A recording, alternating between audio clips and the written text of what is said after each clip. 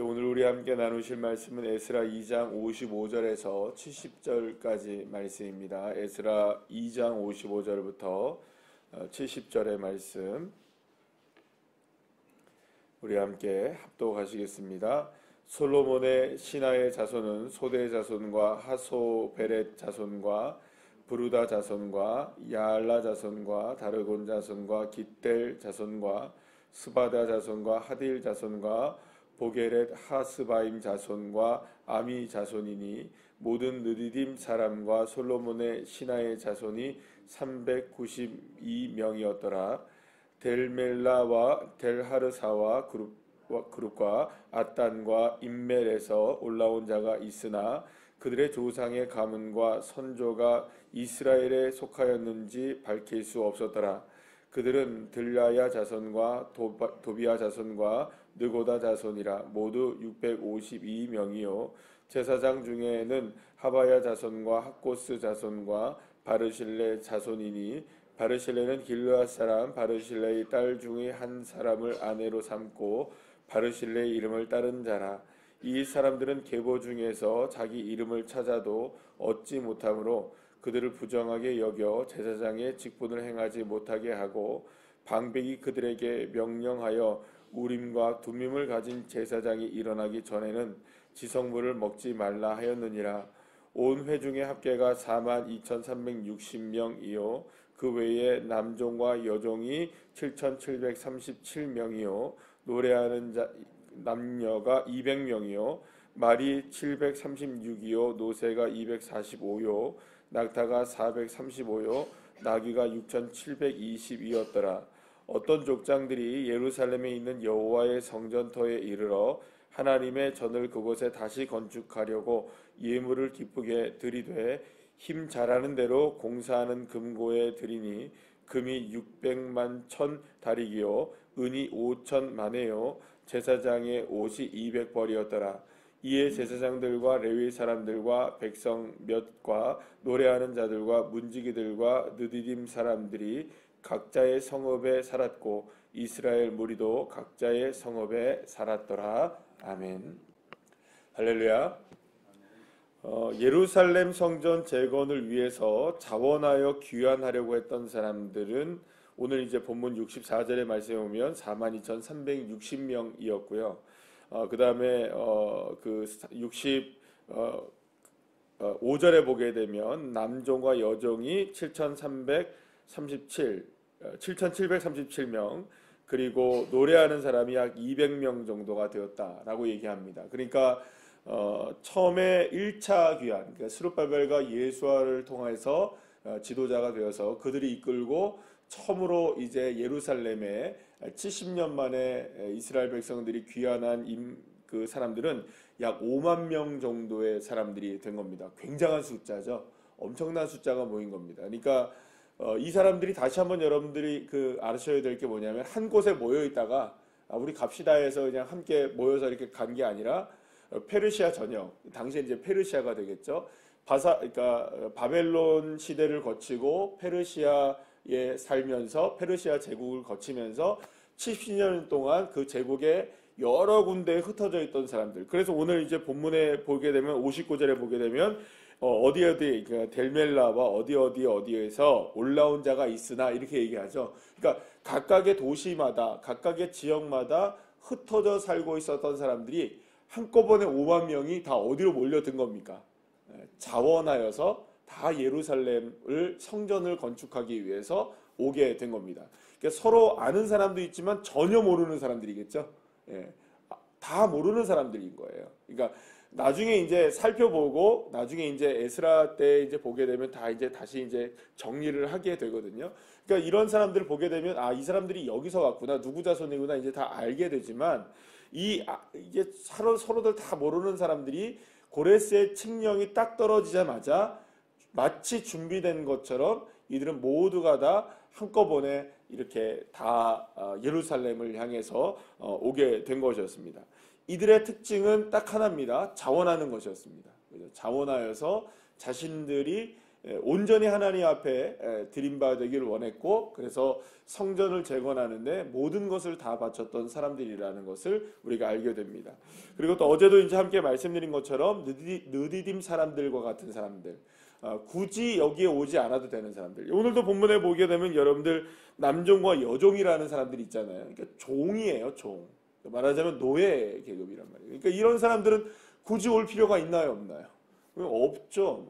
굳이 와가지고 거기서 또 노예의 일을 할 필요도 없고, 또 예를 들어서 어떤 화려한 일을 하는 것도 아니고, 중요한 제사장이나 레위의 일을 하는 것도 아니고, 그저 그냥 수종 들은 사람, 물 떠주는 사람, 장작 패는 사람, 허드렛 일하는 사람, 그다음에 이런 것들 저런 것들을 하는 사람들인데, 그렇게 하기 위해서 굳이 이 먼 길을 떠나가지고 마치 이제 70년 살면 여러분 고향일까요, 아닐까요? 고향이라고 볼 수 있겠죠, 그죠? 세대가 지나갔잖아요. 벌써 두 세대가 지나가는 시대니까 사실은 여러분 고향 땅이라고 봐도 상관없는 그 땅을 떠나오는 겁니다. 그러니까 굉장히 큰 결단이 필요한 일이겠죠. 하나님께서 약속하신 땅, 그리고 또 하나님의 사명이 있는 땅, 그리고 또 주님 앞에 예배해야 하는 그 땅에 이들이 자원하여서 오게 되었던 것입니다.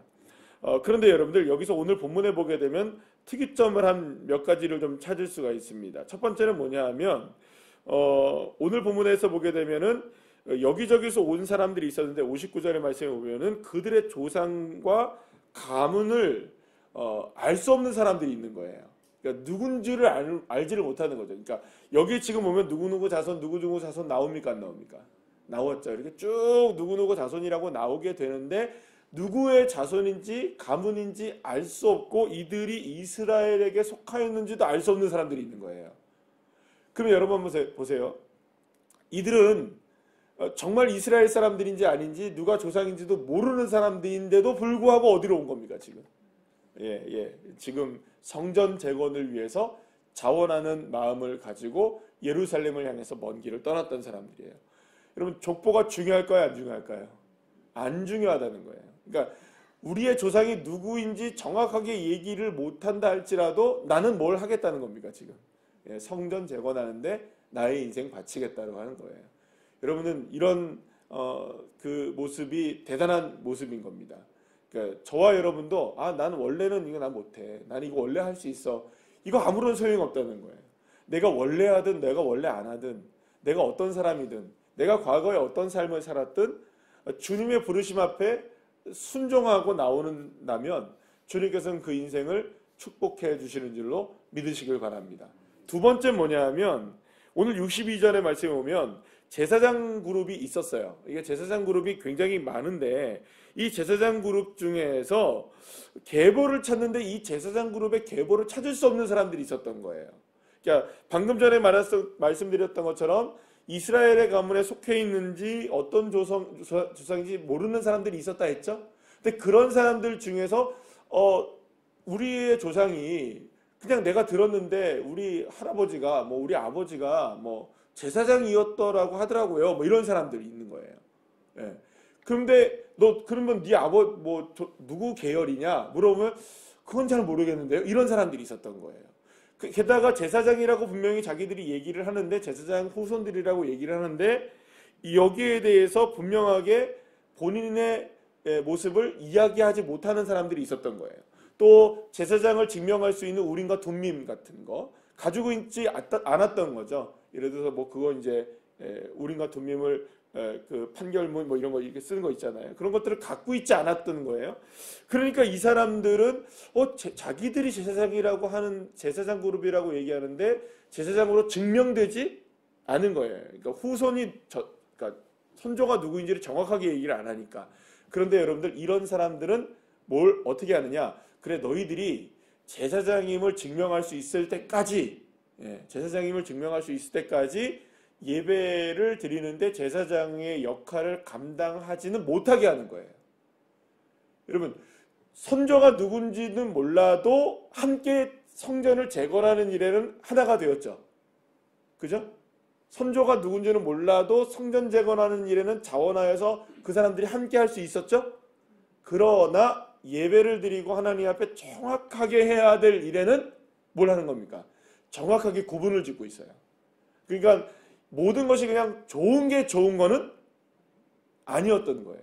그러니까 예배를 드리고 하나님 앞에 뭔가 이렇게 우리가 정확하게 해야 될 부분은 굉장히 정확하게 따지고 묻고 했던 거예요. 그러니까 예배 그냥 드립시다. 뭐 이렇게 하면 되죠. 저렇게 하면 되죠. 여러분 그렇게 하면 되고 저렇게 하면 될 수도 있을 거예요. 근데 그렇게 하면 되고 저렇게 하면 안 되는 일이 있는 거죠.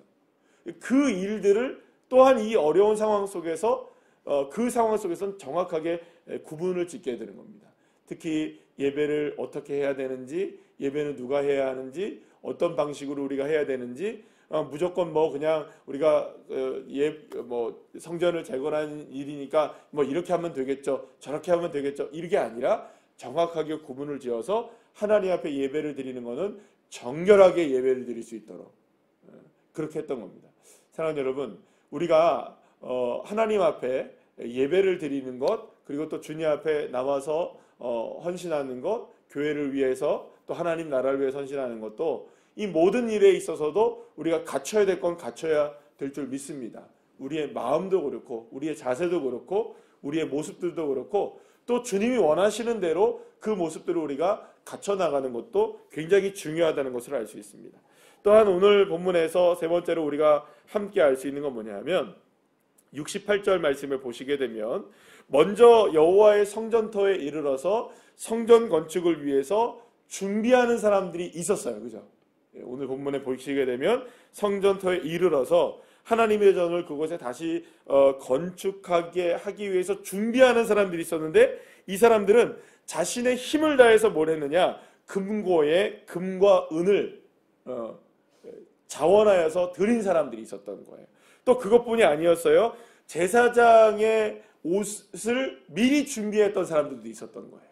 그러니까 이렇게 자신들에게 있어서 누가 뭐라고 너 뭐 이거 해봐, 너 이거 해, 너 저거 해 이렇게 하지 않았음에도 불구하고 먼저 미리 가서 그 성전터에 이르러서 그 성전의 건축을 위해서 필요한 것들, 그것들을 자기가 먼저 자원하여서 하나님 앞에 헌납했던 사람들이 있었던 겁니다. 자, 그러면 이 사람들 기념패 만들어줘야 되죠. 그죠? 이름들 좀 써줘야 될 거 아니에요. 그렇습니까? 안 그렇습니까?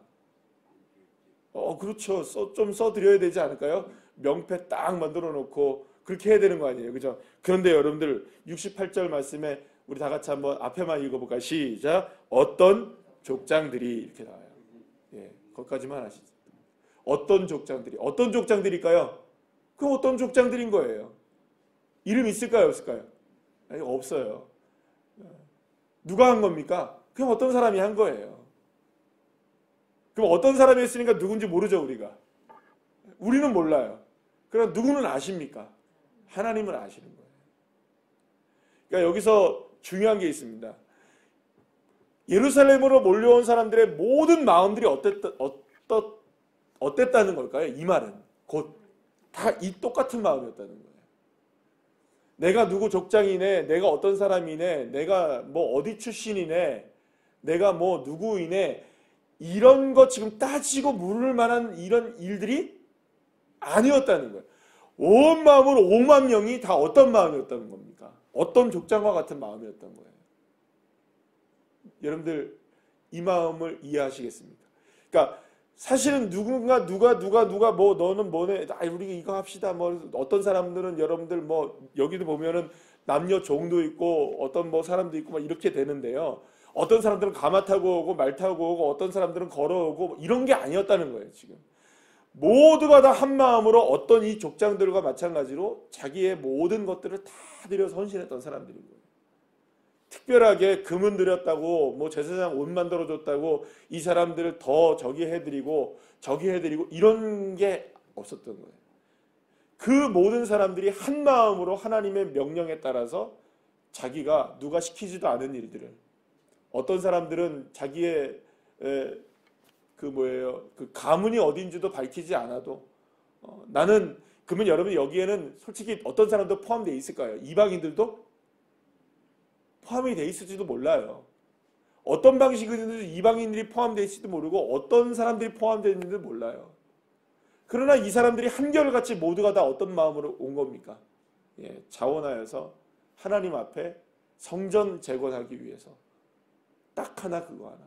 주님 앞에 온전한 예배가 70년 만에 회복되기를 소망하는 마음으로, 그 마음 하나를 가지고 그들이 오게 되었던 것입니다. 사랑하는 여러분, 지난해에 2022년도에 그 다니엘 기도회를 하면서 저에게 마음에 굉장히 뭐랄까요, 한 가지 문구를 하나님이 주신 게 뭐냐면, 그때 그런 말씀을 하셨는데, 간증하셨던 분이 한 분 하셨는데, 후회 없이 후퇴 없이 주님의 부르심 앞에 순종하겠다. 후회 없이 후퇴 없이. 어쩌면은 후회 없고 후퇴 없이 이 믿음을 가지고 주님의 부르심 앞에 나갔던 이름도 없는 사람들, 빛도 없는 사람들, 그냥 어떤 사람들, 그 사람들이 누구였느냐? 바로 이 하나님의 말씀 앞에 70년 만에 순종하여서 성전 재건을 위해서 나선 사람들이 바로 이런 사람들이 아니었을까라는 생각을 해보게 됩니다. 사랑하는 여러분, 주님 앞에 저와 여러분들이 이 짧은 인생 살아가면서 저와 여러분도 주님 앞에 부르심을 받고 살아가는 인생들입니다. 할렐루야. 믿으시죠? 어떤 방식이든지 저와 여러분은 하나님 앞에 부르심을 받습니다. 만약에 부르심을 아직까지 못 받았다고 생각하시는 분들이 계시다면 성경을 읽어보십시오. 마태복음 마지막 28장만 읽어보십시오. 거기에 주님께서 우리를 향한 부르심이 왜 없습니까? 성경 곳곳에 왜 우리를 향한 부르심이 없습니까? 그 모든 말씀들 속에 하나님이 나를 부르시는 말씀이 나의 말씀이라고, 정말로 레마의 말씀이라고 믿어지신다면 후회 없이 후퇴 없이 어떤 족장들과 같이 이름 없어도 빛 없어도 우리의 삶 나타나지 않아도 주님 부르심 앞에 후회 없이 후퇴 없이 하나님 앞에 나아가는 주의 자녀들 되시기를 소망합니다. 언젠가는 주님 만나는 그날에 주님 하늘의 보좌 옆에 계신 우리 예수님, 그분 바라보면서 우리가 그곳에 이르렀을 때에 하나님께서 바로 네가 그때에 제사장 옷을 만들었던 그 사람인지 내가 알고 있었다. 네가 그때에 금은보화를 그 금고에 넣었던 이 어떤 족장이라는 건 나는 알고 있었다. 주님 말씀해 주시지 않으시겠습니까? 그것으로 충분하지 않을까요? 그래서 이 땅에서 여러분들을 1000년을 사는 것보다 우리 성경의 믿음의 선배들이 그런 고백을 하잖아요. 천국에서의 하루로 문지기로 사는 것이 더 기쁨이라고. 이 믿음을 가지고 내가 살아갈 때에 주님께서 저와 여러분의 인생을 이 땅 가운데서도 그 믿음을 가지고 살아간다면 하나님 축복하지 않으시겠습니까? 어쩌면 이 어떤 족장들과 이 5만 명의 사람들 모두가 다 70년 동안 마치 뭘 기다리던 사람들이었을까요? 마치 70년 동안 내가 여러분들 포로로 살면서 그래도 나는 지금 모으고 살았던 겁니까? 금고에 드릴 만한 것들을 모으고 살았던 사람들 아니겠어요? 근데 아낌없이 주님 앞에 주님 후퇴 없이 후회 없이 하잖아요. 이런 믿음을 가지고 우리가 살아간다면 주님 더 하나님이 역사하실 줄 믿습니다.